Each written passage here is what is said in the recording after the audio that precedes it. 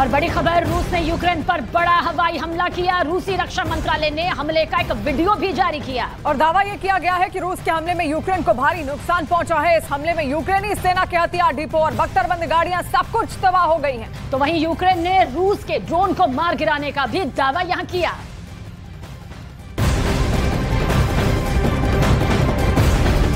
और बड़ी खबर सामने आ रही है, रूस में वैगनर आर्मी का विद्रोह खत्म होने के 2 दिन बाद और उससे पहली बार राष्ट्रपति पुतिन देश को यहां पर संबोधित करेंगे। उन्होंने कहा कि पश्चिमी देश चाहते हैं कि रूसी लोग एक दूसरे से लड़ें। इसके जरिए वो यूक्रेन जंग में मिल रही लगातार हार का बदला लेना चाहते थे, लेकिन ऐसा नहीं हुआ और हमारा देश हर हाल में एकजुट हो गया है। और वहीं उन्होंने कहा कि रूसी मीडिया के मुताबिक जहां पर पुतिन ने कहा है कि वैगनर ग्रुप के लड़ाके सच्चे देशभक्त हैं जो अपने देश और नागरिकों के साथ गद्दारी नहीं कर सकते। कुछ लोगों ने सैनिकों को अंधेरे में रखा और उन्हें अपने ही भाइयों के सामने बंदूक लेकर खड़ा कर दिया, जिनके साथ कभी वो कंधे से कंधा मिलाकर लड़ते थे। और उन्होंने रूस की जनता को संबोधित करते हुए राष्ट्र की एकता बनाए रखने के लिए धन्यवाद भी दिया।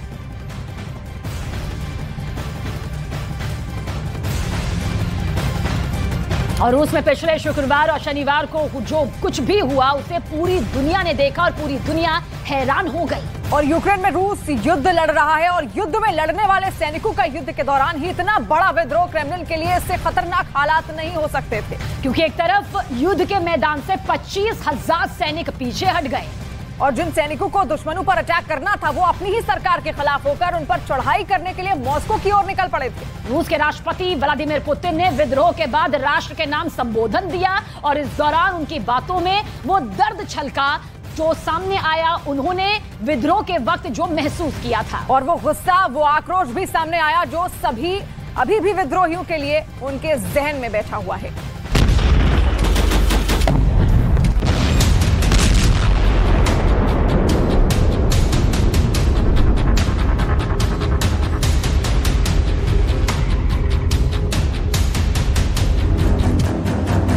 पुतिन ने एक बार फिर अपने देश को संबोधित किया। एक बार फिर मुद्दा वही विद्रोह का था जिसका सामना रूस को दशकों बाद करना पड़ा और जिसे दबाने के लिए रूस के राष्ट्रपति व्लादिमीर पुतिन ने बेलारूस के राष्ट्रपति अलेक्जेंडर लुकाशेंको से मदद मांगी और जिस विद्रोह की आग मॉस्को के बेहद करीब पहुंच गई थी उसे कुछ ही घंटों में समाप्त करने में कामयाब रहे। विद्रोह शुरू होने के बाद भी पुतिन ने रूस के लोगों को संबोधित किया था और उस वक्त उन्होंने साफ किया था कि किसी भी गुनहगार को बख्शा नहीं जाएगा। लेकिन जब समझौता हुआ तो यही समझौता हुआ कि किसी पर कोई कार्रवाई नहीं होगी। पुतिन ने विद्रोह के बाद जब राष्ट्र को संबोधित किया तब भी यही बात दोहराई। Благодарю тех солдат и командиров группы «Вагнер», которые приняли единственно правильное решение. Не пошли на братоубийственное кровопролитие. Остановились у последней черты. Сегодня у вас есть возможность продолжить службу России, заключив контракт с Министерством обороны или другими силовыми органами, либо вернуться к своим родным и близким. Кто хочет, сможет уйти в Белоруссию. Данное мною обещание будет исполнено.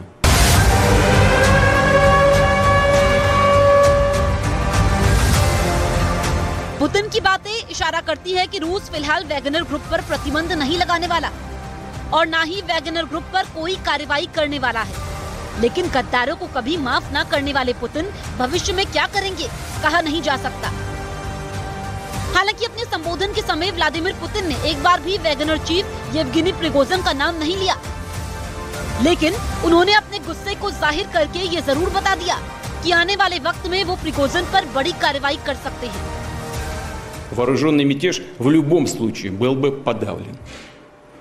Организаторы мятежа, несмотря на утерю адекватности, не могли этого не понимать. Все они понимали, в том числе то, что пошли на преступные действия.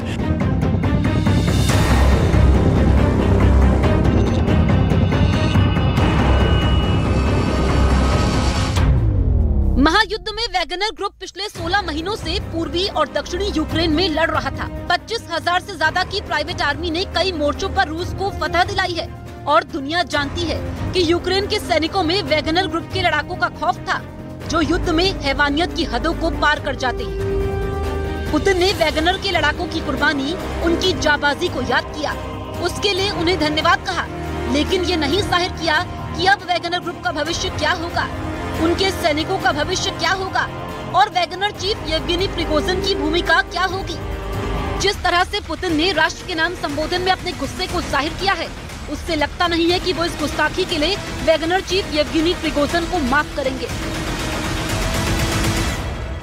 Однако организаторы мятежа, предав свою страну, свой народ, предали и тех, кого втянули в преступление, лгали им, толкали их на смерть под огонь, на то, чтобы стрелять в своих. Именно такого исхода братоубийства хотели враги России и неонацисты в Киеве, и их западные покровители, и разного рода национал-предатели. Хотели, чтобы солдаты России убивали друг друга, чтобы погибли военнослужащие и мирные жители, чтобы в конечном счете проиграла Россия, а наше общество раскололось, захлебнулось в кровавой междоусобице. पुतिन की बातों में जो आक्रोश है, वो ज्वालामुखी में बदल सकता है। न सिर्फ वैगनर चीफ पर इन शोलों की बारिश हो सकती है, बल्कि इसका भयानक असर यूक्रेन की जंग में देखने को मिल सकता है। और ये भी मुमकिन है कि पुतिन अपने इस आक्रोश की आग की जद में बाकी यूरोप को भी ले लें, जिसकी बानगी काला सागर के ऊपर तब दिखी जब रूस के सुखोई फाइटर जेट ने ब्रिटेन के एयरक्राफ्ट का पीछा किया। ये ठीक वैसा ही था जैसा कुछ महीने पहले काला सागर के ऊपर अमेरिका के ड्रोन के साथ हुआ था, जिसका वीडियो सामने आया था कि सुखोई ने अमेरिका के ड्रोन को मार गिराया था। इसी तरह के वाक्य को दोहराकर रूस ये संदेश देना चाहता है कि उसके मामलों में पश्चिमी मुल्क दखल न दे, नहीं तो मॉस्को सीधी जंग के लिए तैयार है। मॉस्को विश्व युद्ध के लिए तैयार है।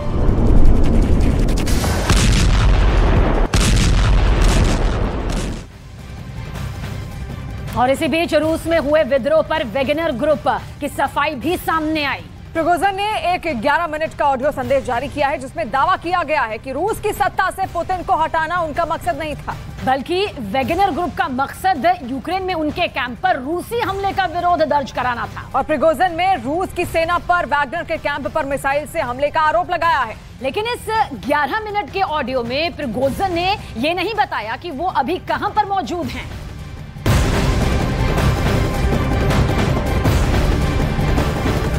और रूस से एक बड़ी खबर सामने आ रही है, जहां पर काले सागर पर उड़ान भर रहे ब्रिटेन के 2 लड़ाकू विमानों को रूस ने रोका है। रूस के रक्षा मंत्रालय ने दावा किया है कि 2 रूसी सुखोई 27 फाइटर जेट ने सोमवार को रूसी सीमा के पास पहुंचते ही ब्रिटिश रॉयल एयरफोर्स के 2 टाइफून जेट और एक RC-135 सर्विलांस एयरक्राफ्ट को रोका। और रूस की तरफ से इसका एक वीडियो भी बाकायदा जारी किया गया, जिसमें 2 लड़ाकू विमान काले सागर के ऊपर उड़ान भरते हुए दिखाई दे रहे हैं।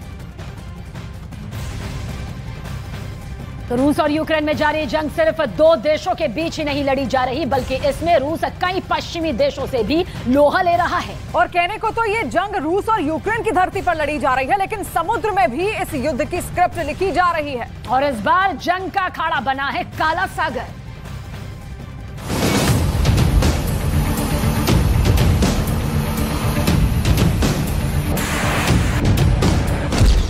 काला सागर बना जंग का मैदान। रूस और ब्रिटेन के फाइटर जेट आमने सामने। समंदर में तैनात हो रहा जंग का नया मोर्चा। हवा और जमीन के बाद अब समंदर में भी जंग का नया मोर्चा तैयार हो रहा है। एक तरफ जहां टैंक मिसाइल से दुश्मनों पर बारूद की बौछार की जा रही है, वहीं समंदर के ऊपर भी फाइटर जेट एक दूसरे को ललकारने में पीछे नहीं है। काला सागर के ऊपर से ऐसी ही तस्वीर सामने आई। काला सागर के ऊपर फाइटर जेट का यह वीडियो रूस के रक्षा मंत्रालय ने जारी किया है। रूस का दावा है कि सोमवार को काला सागर के पास ब्रिटिश रॉयल एयरफोर्स का एक टोही विमान और 2 टाइफून विमान उसकी सीमा में दाखिल हो गए थे, जिसे रूस के 2 लड़ाकू विमानों ने खदेड़ दिया, जिसके बाद वो लौट गए। हाल के दिनों में कई बार रूस और पश्चिमी देशों के फाइटर जेट काला सागर और बाल्टिक सागर के इलाके में एक दूसरे के आमने सामने आ चुके हैं। ऐसे में अब समंदर के ऊपर भी युद्ध छिड़ने की आशंका बनी हुई है।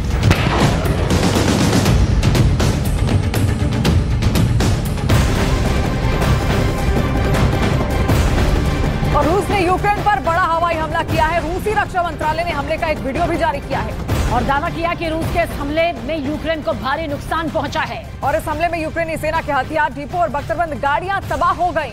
तो वहीं यूक्रेन ने भी रूस के ड्रोन को मार गिराने का बड़ा दावा किया। पुतिन की प्राइवेट आर्मी के विद्रोह के बाद अमेरिका का बयान सामने आया है और व्हाइट हाउस की तरफ से जारी बयान में कहा गया है कि रूस में हुए वैगनर ग्रुप के विद्रोह में उसका कोई हाथ नहीं है। हालांकि इस दौरान अमेरिका की तरफ से यह भी कहा गया कि वो रूस यूक्रेन जंग में यूक्रेन की मदद करते रहेंगे। और अमेरिका की तरफ से यह बयान ऐसे वक्त में आया जब रूस इस विद्रोह के लिए पश्चिमी देशों की साजिश की आशंका जता रहा है।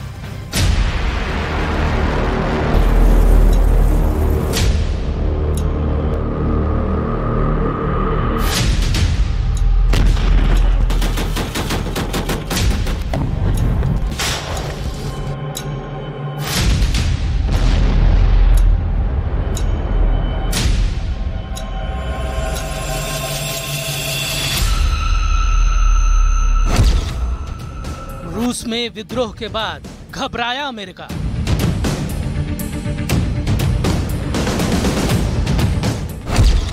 पुतिन की प्राइवेट आर्मी के विद्रोह के बाद अमेरिका की सफाई।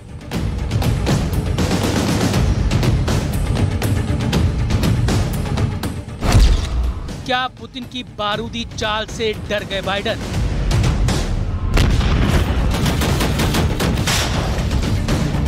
रूस में पुतिन की प्राइवेट आर्मी के विद्रोह के बाद से अमेरिका में कुछ ठीक नहीं चल रहा है। वैगनर ग्रुप के विद्रोह के बाद से अमेरिका डरा सहमा हुआ है, क्योंकि जिस तरह 1.5 साल से जारी इस जंग में पुतिन के तेवर बने हुए हैं, वो बाइडेन के लिए भी बड़ी चिंता की वजह है। और यही वजह है कि अमेरिका की तरफ से ये कहा जा रहा है कि उसका रूस में हुए विद्रोह से कोई वास्ता नहीं है। वैगनर ग्रुप के विद्रोह से उसका कोई लेना देना नहीं है और अमेरिका की तरफ से बार बार इसे लेकर सफाई पेश की जा रही है। और ये भी कहा जा रहा है कि इसे लेकर अमेरिका ने रूस से बात भी की है। We had good direct communications with the Russians over the course of the weekend. It's our expectation that that would be able to continue going forward. America की तरफ से ये भी कहा गया कि क्रेमलिन के खिलाफ रूसी भाड़े के सैनिकों का विद्रोह रूसी प्रणाली के भीतर ही संघर्ष का हिस्सा है और इसमें संयुक्त राज्य अमेरिका और उसके सहयोगी देश किसी भी रूप में शामिल नहीं है। जब से रूस यूक्रेन युद्ध की शुरुआत हुई है, तब से अमेरिका रूस से बातचीत करने से इनकार करता रहा है। ऐसे में सवाल यह है कि आखिर पुतिन की प्राइवेट आर्मी के विद्रोह के बाद अमेरिका रूस से बातचीत क्यों चाहता है और क्या वजह है कि वो अपनी सफाई पेश कर रहा है, जबकि रूस ने अभी तक इस मामले में सीधे तौर पर अमेरिका का नाम भी नहीं लिया है। ऐसे में अमेरिका की तरफ से आया ये बयान कई तरह के सवाल खड़े कर रहा है। सवाल ये भी कि क्या किसी न किसी रूप में अमेरिका का इस विद्रोह में हाथ था? क्या अमेरिका ने यूक्रेन को फायदा पहुंचाने के लिए ये चाल चली थी जो अब नाकाम हो गया और अमेरिका को इस पर सफाई देनी पड़ रही है? फिलहाल रूस इस विद्रोह की जांच में जुट गया है और इसके पीछे पश्चिमी देशों की साजिश की आशंका जताई जा रही है, क्योंकि इस जंग में पश्चिमी देश लगातार रूस के खिलाफ कार्रवाई कर रहे हैं और यूक्रेन की मदद कर रहे हैं। अब सवाल ये है कि आखिर रूस के खिलाफ कौन कौन से देश एकजुट हैं? इसमें सबसे पहला नाम अमेरिका का आता है, फिर ब्रिटेन, जापान और यूरोपियन यूनियन। फिलहाल पुतिन के खिलाफ वैगनर ग्रुप के विद्रोह की जांच जारी है, लेकिन इस बीच जिस तरह से अमेरिका की सफाई सामने आई है, वो सिर्फ अमेरिका ही नहीं, पश्चिमी देशों की मंशा पर भी सवाल खड़े कर रही है।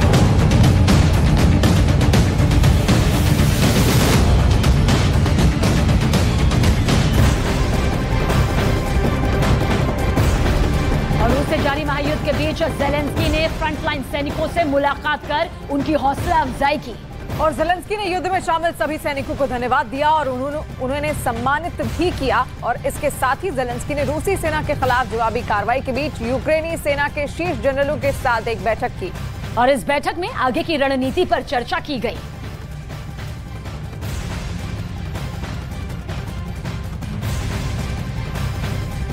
और वैगनर की बगावत के बाद पुतिन का ट्रिपल अटैक शुरू हो चुका है, जिसका कमांड सेंटर बेलारूस में तैयार भी किया गया। और दावा ये किया जा रहा है कि इसी कमांड सेंटर से नेटो के खिलाफ बड़े हमले का आदेश दिया जाएगा, जिसमें नेटो के लिए डरने वाली बात यह है कि पुतिन इस हमले में वैगनर का इस्तेमाल कर भी सकते हैं।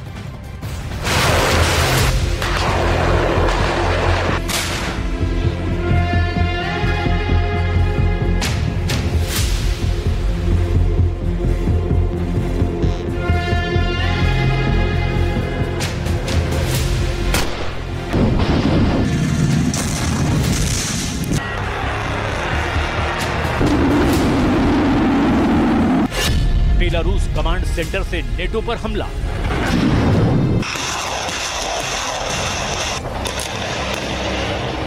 रूस यूक्रेन के बीच 16 महीनों से जंग चल रही है, लेकिन ऐसा पहली बार हो रहा है जब यूक्रेन और नेटो के हथियारों पर बेलारूस से सीधा हमला होने जा रहा है। दावा किया जा रहा है कि बेलारूस में मौजूद वैगनर ग्रुप के 25,000 लड़ाके, 30,000 रूसी सैनिक और 60,000 बेलारूस के फौजियों के साथ यूक्रेन और नेटो पर हमला करने जा रहे हैं।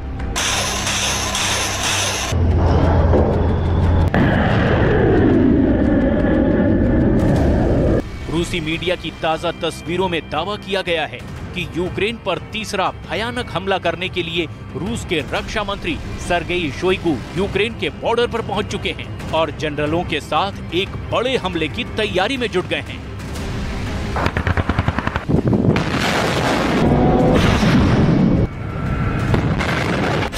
पुतिन के जंगी प्लान में फंसा नेटो।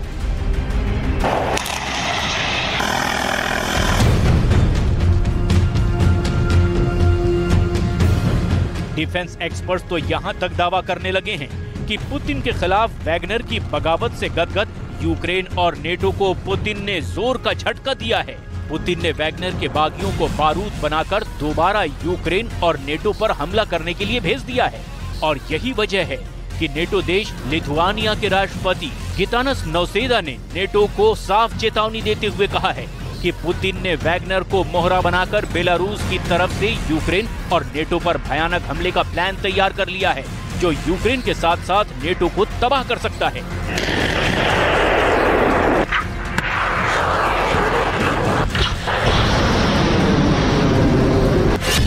बागियों को बनाया पुतिन ने बारूद।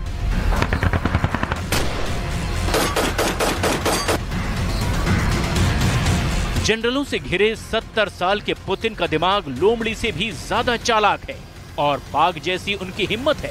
23 जून, 24 जून और 25 जून के बीच जिस तरह से पुतिन ने वैगनर ग्रुप की बगावत को बारूद बनाकर बेलारूस की तरफ भेजा है, उसने Ukraine, America, Germany, France, Poland और लिथुआनिया के होश उड़ा दिए हैं।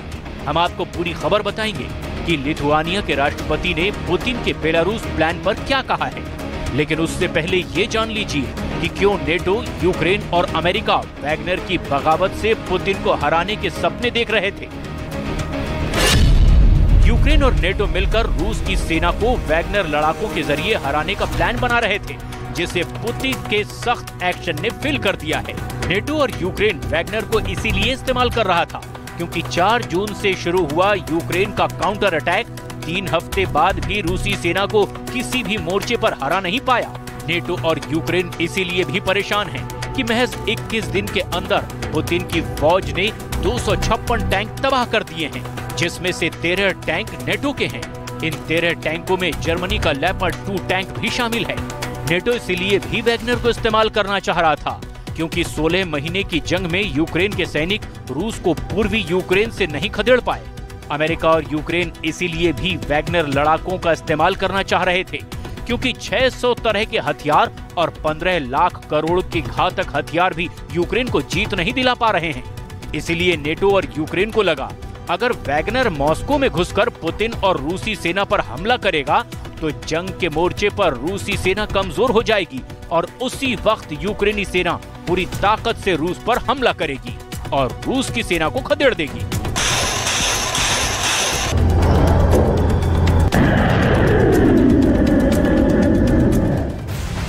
कुछ दिन पहले तक यही वैगनर ग्रुप रूस में सत्ता के तख्ता पलट पर उतारू थे, लेकिन पुतिन ने बागी हुए इन लड़ाकों का इस्तेमाल बड़ी ही चालाकी से किया और अब ये वैगनर फिर से नेटो के सैनिकों की लाशें बिछाने के लिए तैयार है।